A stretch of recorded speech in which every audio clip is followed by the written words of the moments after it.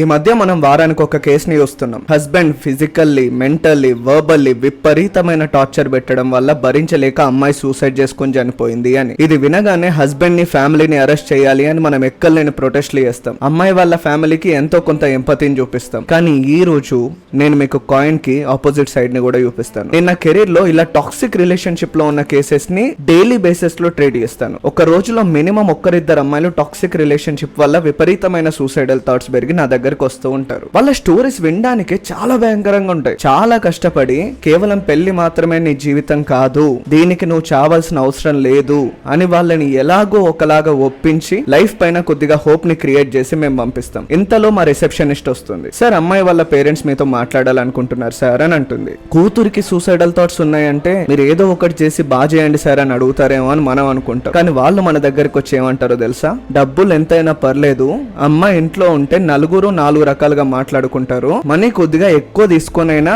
మా కూతుర్ని మళ్ళీ కాపురానికి పంపించండి సార్ అని అంటారు. ఎందుకు? పరువు కోసం. కానీ డీప్ డౌన్ మీరు ఆలోచించండి, అమ్మాయిలు చనిపోయేది కేవలం అబ్యూస్ జరిగింది అని మాత్రమే కాదు, ఇలా అయ్యింది అని ఇంట్లో చెప్పినా మినిమం రెస్పాన్సిబిలిటీ తీసుకోకుండా, మినిమం సపోర్ట్ ఇవ్వకుండా ఉన్నందుకు.